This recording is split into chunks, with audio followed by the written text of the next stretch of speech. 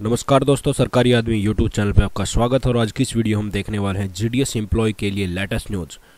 GDS employ के लिए latest news ये है दोस्तों, जी उनका वेज स्ट्रक्चर और बंचिंग प्रोसेस का जो रिवीजन था वो मिनिस्ट्री ऑफ फाइनेंस और कंसर्न डायरेक्टरेट ने कंसिडरेशन में ले लिया है।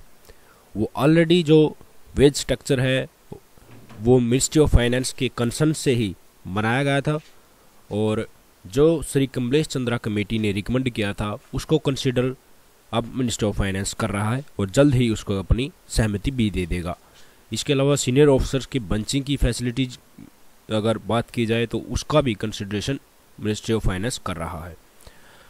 तो आपको चलिए बता देते हैं कि नया पे मैट्रिक्स जो है उसमें क्या वेज स्केल बनाई गई है। ये रिकमेंड किया गया है श्री कमलेश चंद्रा कमेटी के द्वारा और मिनिस्ट्री ऑफ फाइनेंस के कंसर्न से उनके साथ आपस में बातचीत के द्वारा ही ये वेज मैट्रिक्स बनाया गया है दोस्तों। इस वेज स्केल में पहला जो वेज स्केल है इसमें असिस्टेंट ब्रांच पोस्ट मास्टर होगा, वो लेवल 1 में आता है। उसका बेसिक पे होगा दोस्तों 10,000 रुपये से 24,470। वेज स्केल 2 है, उसमें ब्रांच पोस्ट मास्टर और असिस्टेंट ब्रांच पोस्ट मास्टर दोनों आते हैं।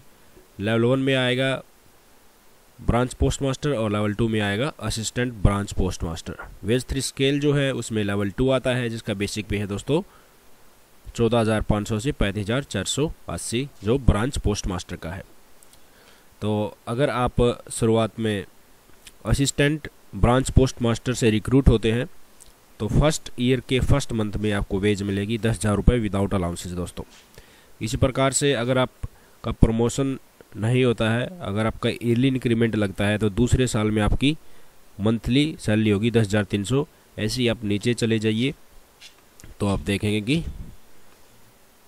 दोस्तों आपकी ये मंथली वेजेज है लगभग कुछ ना कुछ बढ़ती जा रही है।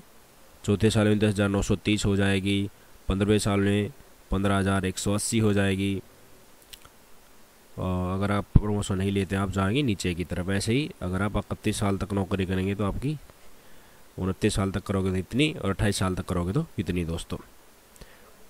इसके अलावा अगर आप लेवल 1 में ब्रांच पोस्ट मास्टर से न्यूली रिक्रूट होते हैं तो आपकी मंथली सैलरी इस वेज मैट्रिक्स से पता चलेगी। इसके अलावा अगर आप लेवल 1 से प्रमोट होकर लेवल 2 में आते हैं as a assistant branch post master तो भी आपको अपनी नई वेज पता चल सकती है दोस्तों।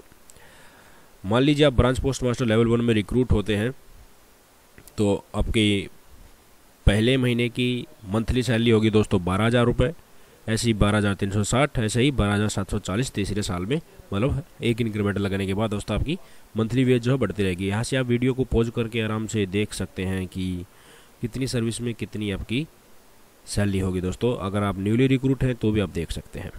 इसके अलावा काफ़ी चांसेस मिलते हैं प्रमोशन के। आप जीडीएस से पोस्टमैन भी बन सकते हैं, एमटीएस भी बन सकते हैं। वो उनका थोड़ा सा सर्विस का क्राइटेरिया है, 1-2 साल सर्विस करने के बाद आप अप्लाई कर सकते हैं। मान लीजिए कोई ब्रांच पोस्ट मास्टर से एनरोल्ड हुआ, 3 साल नौकरी हो गई और तीसरे साल में प्रमोशन होगा तो वो यहाँ आएगा दोस्तों। जैसे ही सिविल पे मैट्रिक्स होता है 12,740 से बढ़ के उसकी सैलरी कितनी हो जाएगी 15,390। अगर वो लेवल 2 में प्रमोट होता है तो नई पे स्केल में आ जाएगा।